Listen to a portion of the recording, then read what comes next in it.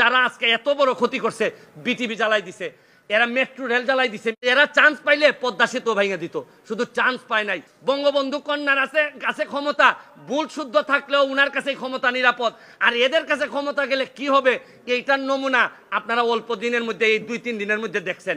অধিকার ছাড়িয়া দিয়া অধিকার রাখিবার মতো বিড়ম্বনা আর নাই, এইটা রবীন্দ্রনাথের কথা ছিল। এইবার এই পরিস্থিতিতে প্রমাণিত হয়েছে যে অধিকার 18 সালে মাননীয় প্রধানমন্ত্রী ছেড়ে দিয়েছিলেন, যেটা গেজেট করে বাতিল করা হয়েছিল, আপনারা এই অধিকার কেউ কেউ ফিরাই আনতে গিয়া আজকে এত বড় একটা দুর্ঘটনার পতিত হইল। সবই ঠিকঠাক মতো হইল। আপনারা এই মঙ্গলবারে এই জায়গায় দাঁড়াইয়া বলছিলাম যে প্রধান বিচারপতির রায় পর্যন্ত একটু ওয়েট করেন, অনেকেই ওয়েট করেন নাই, অনেক আবেগ ছিল, যার কারণে আজকের এই ধ্বংসলীলা। আমি আরো জিনিস বলতে চাই, এই মঙ্গলবারের পরে বৃহস্পতিবারেও প্রশাসন চাইলে, প্রধান বিচারপতি বা আমাদের সুপ্রিম কোর্ট চাইলে বৃহস্পতিবারও একটা সমাধান দিতে পারতেন বলে আমি মনে করি। এই যে শুক্র শনি গেল, এর মধ্যে ঢুকে গেল হচ্ছে গিয়ে জঙ্গিরা। এই ছাত্ররা তো আর আন্দোলনে ছিল না আর শুক্র শনিবারে কখনোই, জঙ্গিরা ঢুকে গেল। আমি আর এর ভিতরে আরেকটা জিনিস বলতে চাই, আপনারা দেখেন যে অলরেডি আপনারা তো সংবাদ সম্মেলনে আছেন, আর ওই দিকে প্রায় 826 জঙ্গি, সে 80টার মতো রাইফেল টাইফেল নিয়ে ও কোথায় যে ঘুরে বেড়াচ্ছে। আচ্ছা, আপনারা কি মনে করেন যে কোটা আন্দোলন যারা, এরা নিরীহ, এরা হচ্ছে গিয়ে আমাদেরই সন্তান?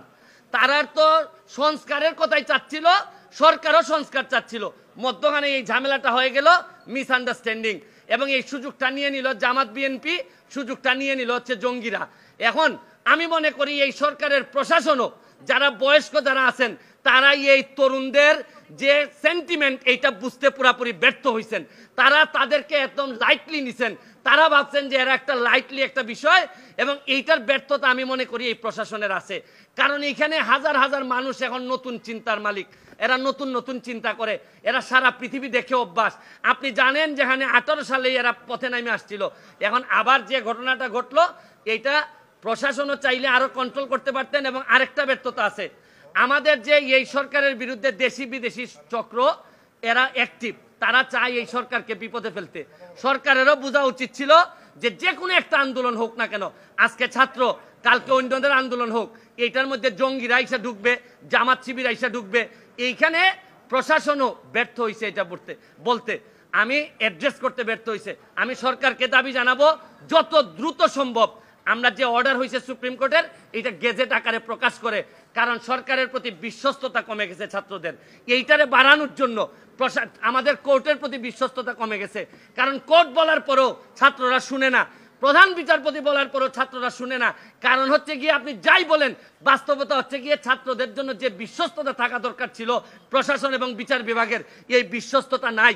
আরেকটা জিনিস বলতে চাই, আকাশের যে জায়গায় মেঘ জমা হয়, আইসা বৃষ্টি পড়ে আদালতের উপর, আপনি বিভিন্ন সংসদের ঝামেলা, নীতি নির্ধারণের ঝামেলা, এগুলা সব কেন আইসা সুপ্রিম কোর্টের বৃষ্টিপাত হইতে হবে?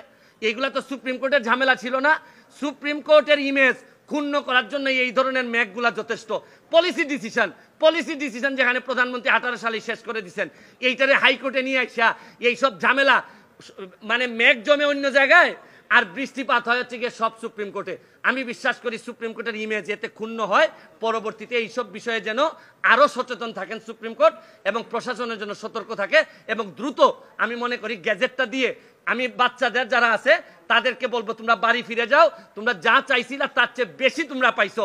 এবং এখন রাষ্ট্রকে ঠিকঠাক মতো, যারা আজকে এত বড় ক্ষতি করছে, বিটিভি জ্বালাই দিছে, এরা মেট্রো রেল জ্বালাই দিছে, মিরপুরবাসী এখন সারা 1 বছর কান্না করলে এই পাপ মোচন হবে না।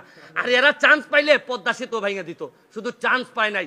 এরা আসলে এইবার প্রমাণ হয়েছে, এদের কাছে ক্ষমতা গেলে বঙ্গবন্ধু কন্যার কাছে ক্ষমতা ভুল শুদ্ধ থাকলেও উনার কাছে ক্ষমতা নিরাপদ, আর এদের কাছে ক্ষমতা গেলে কি হবে এইটার নমুনা আপনারা অল্প দিনের মধ্যে, এই 2-3 দিনের মধ্যে দেখছেন।